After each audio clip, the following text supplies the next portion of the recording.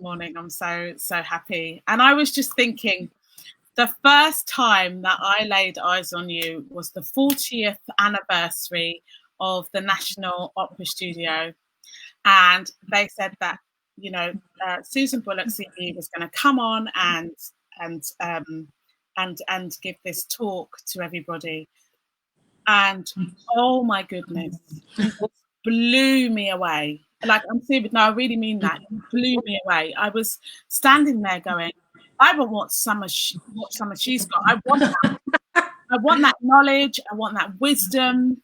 I want that, and the thing, clarity. I want that clarity. Thank you. It was a bit scary. I remember it was at the House of Commons, wasn't it? Yes. That amazing terrace sort of restaurant place, and yeah.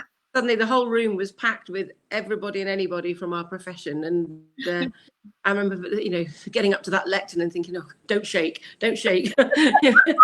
Yeah. Well, I'm here to say that you inspired me that day. And thank you. Yeah, I feel really happy to have witnessed that, and to have witnessed you in a lot of things that you've done on stage. And I just think you are a beacon of what it means to be an artist. Oh my gosh, look. Oh, morning, Natalia. We've got Natalia. Hello. We wondered if you'd pipe up. From Cardiff. No naughty questions now. And it's 9:01, so good morning, everybody. I am Nadine. I'm the intuitive Verdi soprano. I'm a certified NLP mind coach. I'm a certified high performance coach, and I'm a healer. And I'm also a professional opera singer who loves singing all over the world. And one of my specialities is I love connecting, championing, and celebrating people.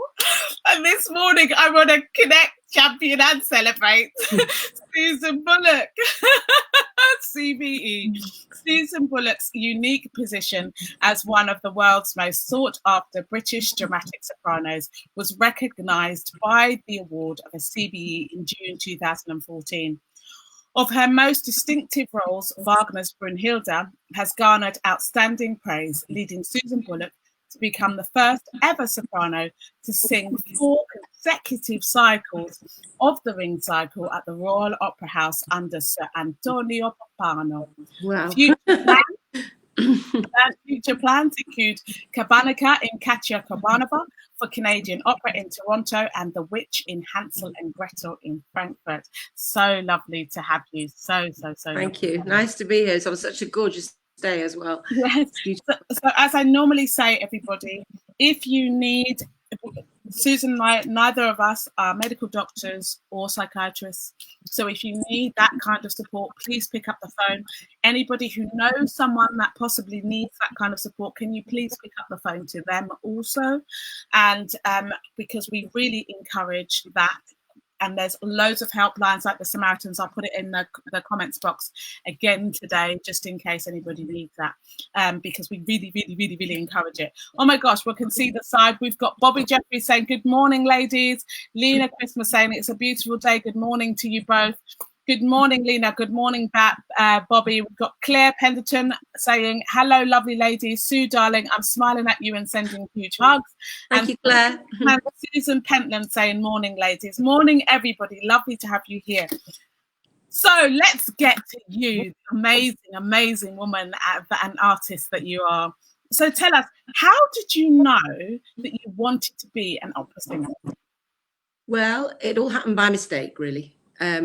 I used to sing in the school choir. I loved that. I had a kind of a loud voice. And really, until I was about 8, I didn't really know anything about music. I've got a brother who's 6 years older than me. He came home at the age of 14, out of the blue, and said, I want to learn the piano. Yes. And my dad was in the police force, and my mum was a housewife, having been in the police force too, but since she had us, she was a housewife. And my dad turned around and said, well, there's one vital element to this conversation missing. We don't have a piano, and we had no money. And one night on the beat, my dad was on night, and he walked past a rubbish tip, absolutely true story, saw a piano that must have been kicked out of a pub or something. It was real old school with the candelabras coming out of the side, And the next thing we knew, there were 2 guys knocking on our door and saying, oh, that policeman has asked us to deliver this. And my mother went crazy, and because it was hideous, and it ended up in our sitting room, and my brother started to have piano lessons. So of course, as the little sister sort of running behind in his wake, I want piano lessons, I want piano lessons. So I started to get into music, and then slowly but surely I'd get picked out to sing a solo in the choir because I could read music. Because from playing the piano. And so by the time I got to about 16 or 17, I was sort of doing solos at school and getting quite, in the school plays, school shows, that kind of thing. And then I sort of had this epiphany. I woke up one morning, I can see myself now sitting in the kitchen and saying to my mother, do you know what? I think I'd like to be an opera singer. And she was sort of peeling the potatoes or something. She went, yeah, I'm sure, great. And that was that. But I didn't know enough about it. So I went to university and did a music degree at Royal Holloway in London University. And I went to the junior school in the Royal Northern College of Music in Manchester. Once I'd made the decision I wanted to pursue singing a bit more. So I had proper singing lessons then. I'd never had a singing lesson until I was 17. So then I had proper singing lessons, and they were very keen that if they understood I wanted to go to university because it was very new. So they sent me off to a wonderful lady who was teaching at the Royal Academy of Music, and I went to her privately, Marjorie Thomas. And so I went to her whilst I was at university, and then went on to her as a postgraduate at the Academy. I'm very happily now proud to say that she passed away in 2008, but I hold the Marjorie Thomas Visiting Professor of Music chair in her honour at the Academy, which is a lovely thing, because she was a wonderful, wonderful lady. So that was how it sort of all happened by mistake, really, I suppose. Oh, it's definitely no mistake. You're amazing. So in terms of like influences, then, would you say that those childhood influences were the greatest influences for you, or do you have others? Well, I think probably, I grew up in a house where we didn't have classical music on the radio. It wasn't part of our world. We had more like, big bands and swing and Frank Sinatra and all that kind of stuff, and Radio 1, and even, to show my age, even Radio Luxembourg under the covers, Radio Caroline, those sort of things, illegal radio stations. So really, those were my sort of youthful influences. But there were teachers at school who obviously sort of saw something and picked up on it. And, there was a Miss Wilkin, I remember when I was at primary school, who I just suddenly thought, she took the choir. And I remember her to this day. I can see her face. And she we did a song in an assembly, and she said, "Oh, I want you to sing the opening line."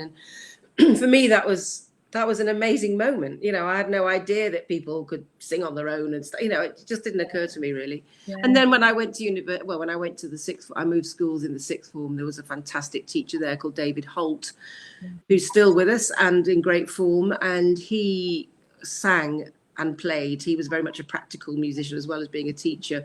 So he introduced me to all sorts of, concerts and that kind of stuff. And so, there were various people along the way, really. Yeah. And did you do a lot of song before you approached opera? What was that kind of? Yeah, I had no intention of doing opera at all. I had, there's if any singers, you'll know about this. There are those albums, compendiums of arias that we all buy at the very beginning because it's got everything in it. And I had mine when I went to the Royal Academy of Music as a postgraduate. There was my pristine copy, My teacher would say, "Bring that aria book next week," and I go, "Yeah, okay, yeah, I will." And then I'd forget, of course, on purpose. Because I honestly, I didn't sort of know that you could, even then, really think that you could really do it forever for a job, And I thought, well, I know I can sing the Messiah and I can sing songs and that kind of stuff, so maybe I should just stick to that, And eventually that book was finally, the spine of it was cracked, And there was much rejoicing in room 20 at the Academy. And finally she's got the message, So again, but I've always maintained that, you shouldn't just be a one-trick pony anyway. And I mean, I've always done and still continue to do recitals and concert works as well as opera, because I think they all inform each other. So it's really useful. Yeah. So we've got Nora Gordon saying, good morning, what a wonderful day to start the day, to listen to wonderful Susan Bullock. Oh, Thank you, Nadine, for this. hello, Nora. And Michael Harper saying, lovely to see Susan Bullock and Nadine, two of my favourite sopranos. And Anthea Paris saying, good morning, lovely ladies. Hello, Anthea. So I will say, if you do have any questions for Susan Bullock, please put them in the chat. Susan will answer them if she can in this time frame, and we would love to hear from you if you do have any. So don't worry if you have, just get them done. Yes. So, we were talking about then, so this subject matter of no distraction, staying centered and focused. I mean, you have had an extraordinary career in the fact that you've had your challenges, you've had your opportunities, and you've had to, along that line, just keep your focus all the time and keep that centeredness, especially by being on stage and traveling and all the rest of it. So could you tell us a bit about this subject?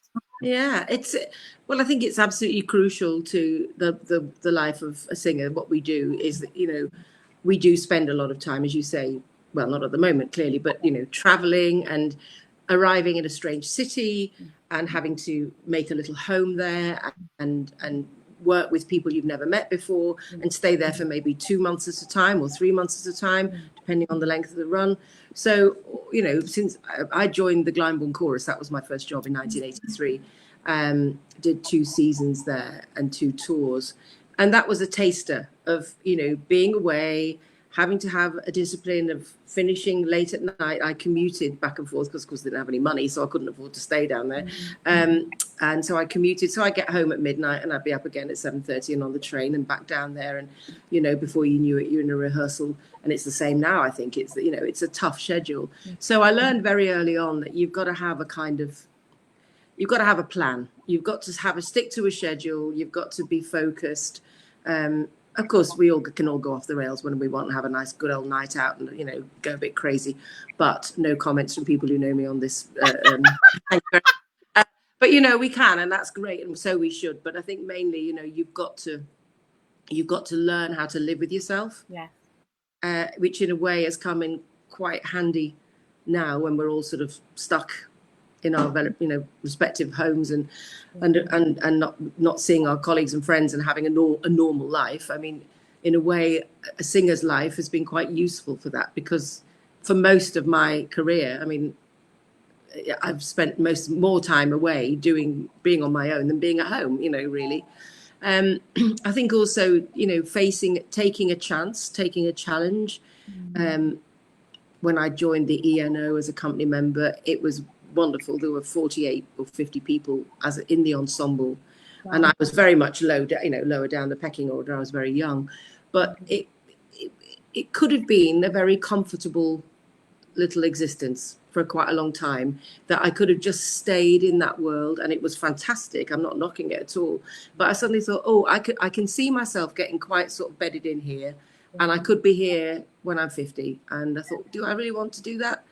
And so I took a chance and left the company and went freelance. And of course, then, you're looking at a very white diary initially, because there's nothing going on. And there were moments then when I thought, was that a wise move? But then I thought, no, I don't want to get to where I am now. I'm still working, which is great, but I don't want to get to where I am now and think, should I have taken that chance? Should I have just been braver? Should I have grasped that opportunity? Whatever. So I think, you've got to just keep on your track without being sort of crazily obsessed and and strange about it. I think it's a strange life to start with. So I think just try, and I've always tried just to keep a level head, really, and not let it become not let it go to my head, you know what I mean? Because you're only as good as your last job, and every time you walk in a room for the first time, it doesn't matter what you've done before, you're there to do this job. And so you've got to be on top form, ready to go for that particular job. You can't live on what you've done in the past. So yes.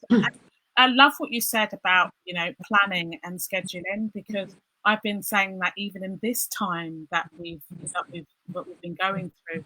I mean, I don't think I could have spent 9 weeks at home on my own, like, if I didn't have a plan or a schedule to work to. Even my downtime I scheduled, you know, so if I wanted to sit and watch Netflix and stuff. So, you know, it's been, I really love that you say that, you know, the schedule is something that we can have things to look forward to. Well, that's it. I mean, even now in this, for the first couple of weeks of this experience we're going through now, I was meant to be on holiday. So I had a holiday at home because obviously the holiday got cancelled. So we had a holiday at home. And then after that, I was a bit of a lost soul for a couple of days. And I thought, no, this isn't me. I don't function like this at all. So what I did was I have a boring old fashioned diary that I write in. You know, I'm not cool enough to do it on the phone. And I actually just got a Tipex pen. And instead of looking every day and seeing cancelled and weeping, I just Tipexed it all out. It's gone. It's finished. It's not happening. So then I started scheduling my whole day, even as to when I go for my walk. You know, you're a I love it. It really turned my head around. It really made my brain work in a different way. Yes. And so then when you see Saturday and Sunday, you can think, well, yeah, I've done, you know, because I've been doing a bit of online coaching and teaching, mentoring, whatever. So you put all that in, you know, write in when you go for your weekly shop, write in when you go for your walk. And it's made a huge difference. It's made, again, that focus. It's kept me centered, all the things that you described, no distractions, staying centered and focused. Yeah, I mean, you've just made my heart so happy, because as a coach, you know, the reason why behind the planning and scheduling is because you're making conscious decisions about how you use your time, which then empowers you. And that's just so vital. It's just so vital. And also, then if you don't want to do something, that's your choice. Yes. If you look at it and go, you know what, I don't want to do what I've just written in for today, I want to do something else, then you've made the choice. But if you're just looking at nothing, then you're going to achieve nothing.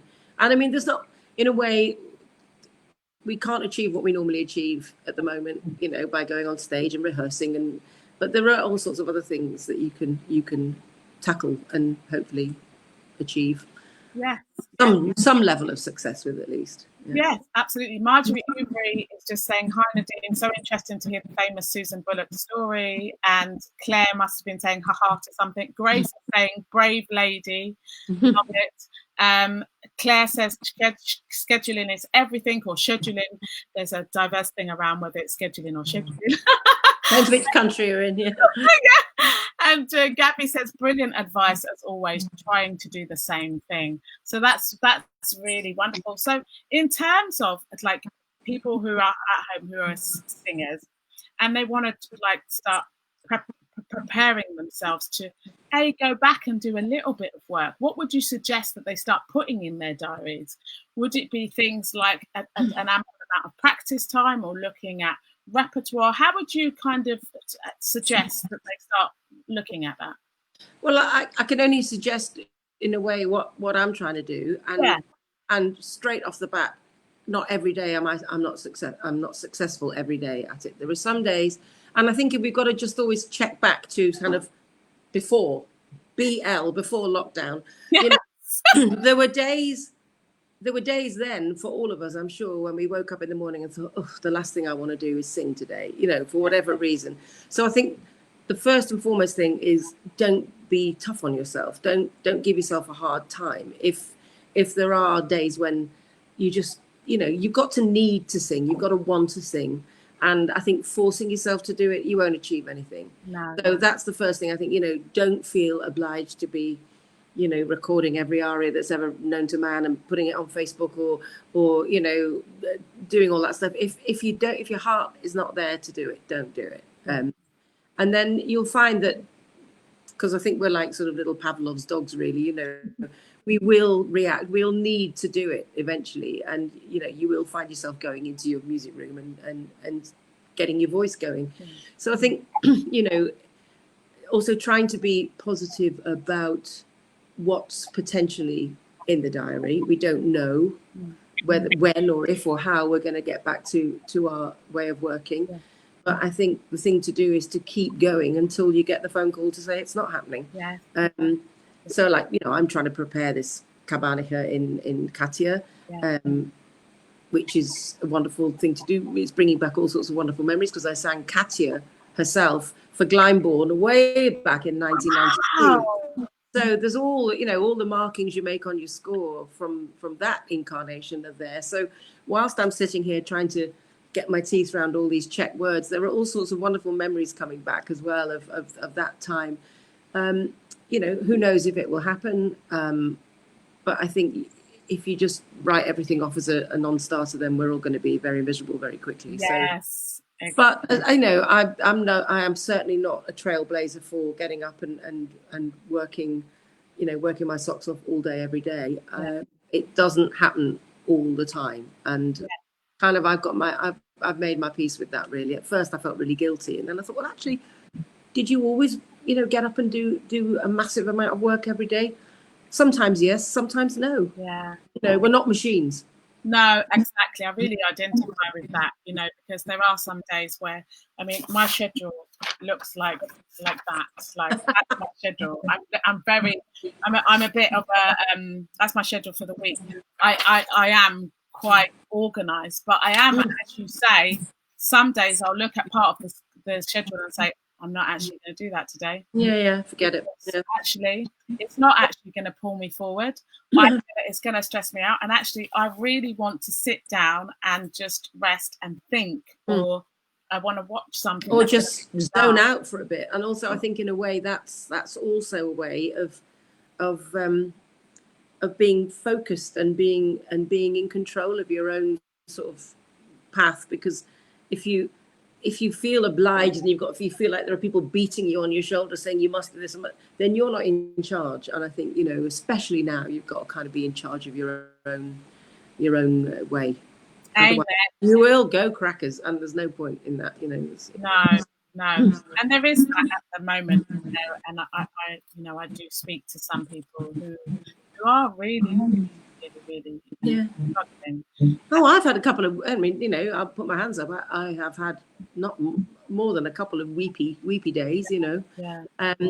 And sometimes it can come over you in the most unexpected way. You'll think you're having a great day, and then something will happen, or you'll hear some music or something, and then you feel, you know, down in the dumps. But I think that's okay too.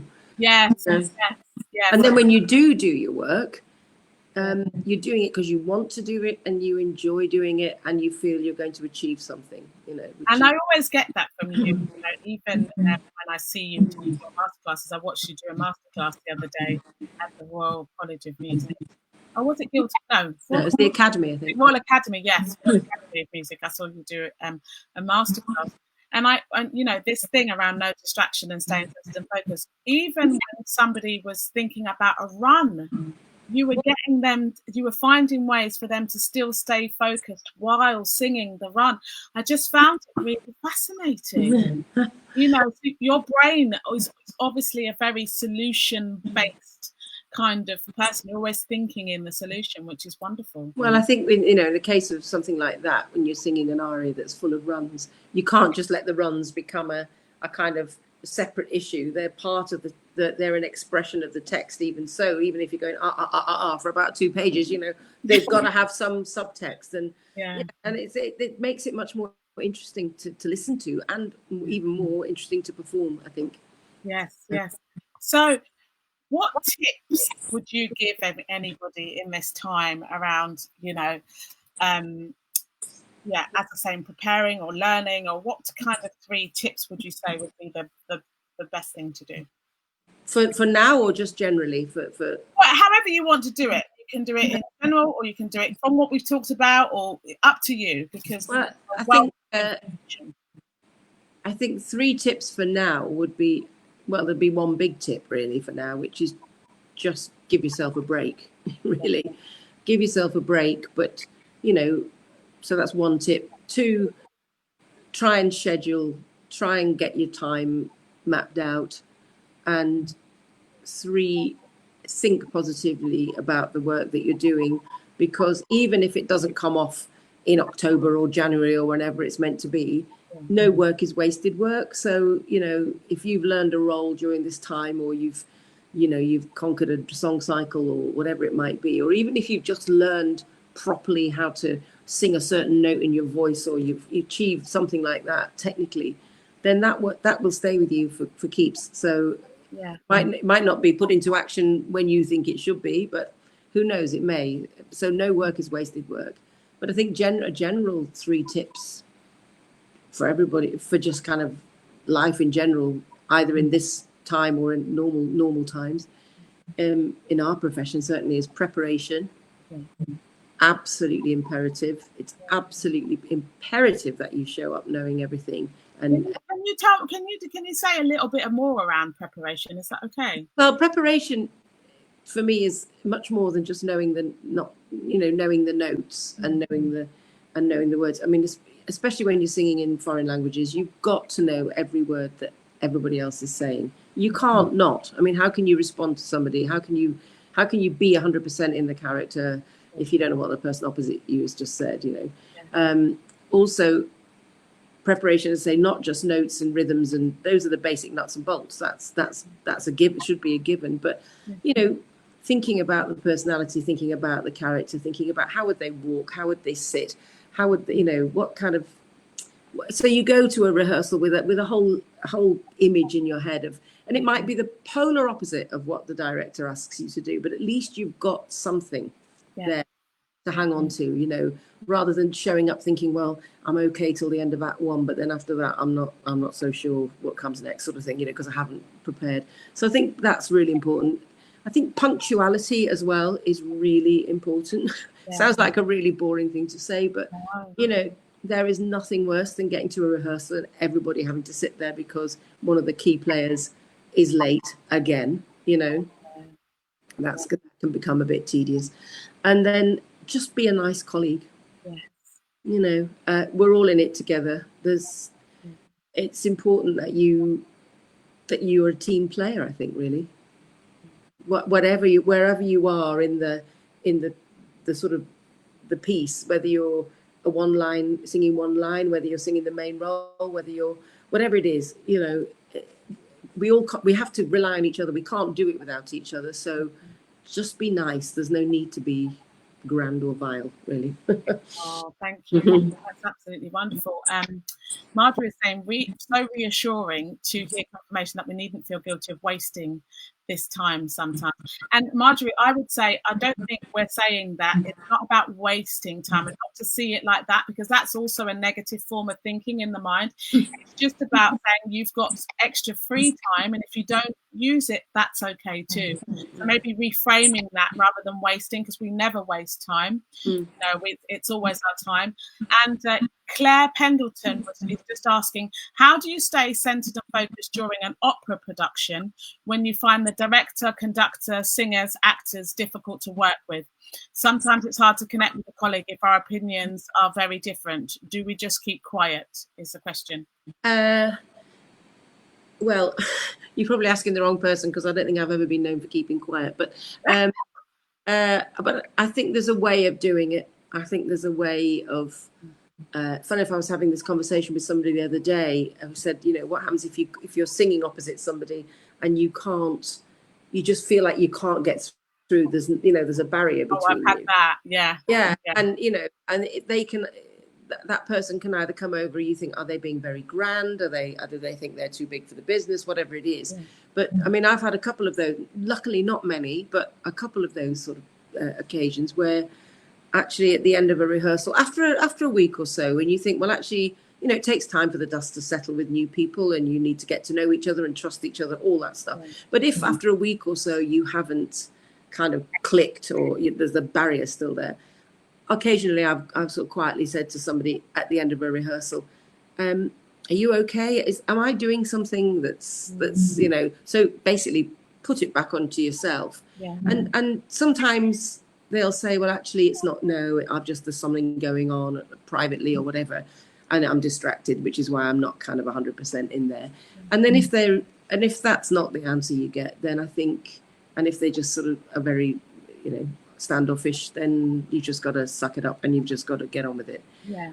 And it's amazing how many people's eyes you can look into and make people think that you're madly in love with them, actually, when you just want to slap them. But you know, that's a story.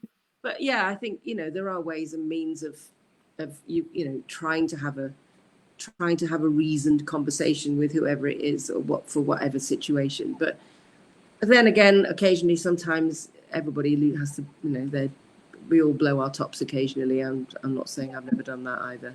Yeah. So just keep that kindness, keep that state of kindness. Yeah, absolutely. Anthony Parish is just saying, grieving for the loss of work will hopefully unleash a tremendous expansion of creativity.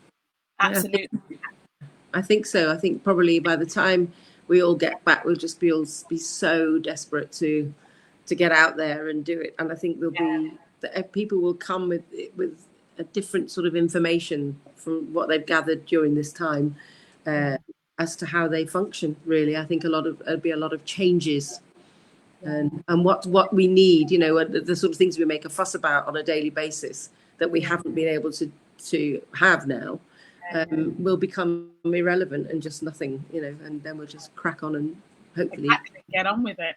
Get some good work done. So Claire is just saying you've answered it, haha, and Marjorie is just saying that's helpful. Thanks. Susan, it has been a wonderful pleasure to have. Have we finished already? Yeah, wow. I know it goes so quickly, and because you've just been so authentic and so open-hearted with us, we just feel like we've really connected to now and to the future, which is wonderful. And you know, you have had extreme longevity in this business, and we understand why now from hearing you've got your feet totally on the ground. And, your authenticity and the way that you talk about being kind and generous and open, and you're just really real. And I think that combination of then being able to tell somebody's story in characterization through that just blows everybody away when we watch you. So thank you. You're very welcome. Thank you so much for that. Tomorrow I'm going to have podcast queen, Lindsay Ann Gould. She's going to be showing us why podcasts are important and what we can do to help ourselves to win podcasts. And before we go, can I say, Susan, do you have any final thoughts for us? Yeah, in terms of our profession, just something my father said to me years ago came back to me just as you were winding up then. When I said I was going to be an opera singer, his words, I mean, he knew nothing about it, but he did say to me, well, don't come back here thinking you're Maria Callas, which was the best advice you could be, which was basically keep your feet on the ground, keep your eyes open, and be aware of what's going on around you. But, you know, it's a wonderful thing to do. But it's only singing, you know. It is a wonderful thing to do. I'm not knocking it or denigrating it in any way, but it is. We're not curing cancer. We're not saving the world. But it is a wonderful thing to do if you do it with a level head. I think it can be a dangerous thing if you don't. Yes, very true. Actually, that's a really good comparison, actually. Thank you so much. And can I just say, all these people want to say bye-bye, so I'm just going to say, Anthea says super interview, Claire says love you, Sue, you're brilliant. Natalia Ramanu is giving you a heart, I think, because I can't see the symbol. Grace is saying thanks, Susan, Nadine, a great way to start the day. Harper is saying excellent, looking forward to hearing you again in the opera houses. And Claire is saying woohoo, and I'm saying and Lena is saying thank you, have a wonderful day. You have brightened up our Wednesday morning. And thank you. Bye everybody, have a good day. Yeah, thank you so much, and we'll see you soon, everybody. See you tomorrow. Many blessings. Bye bye.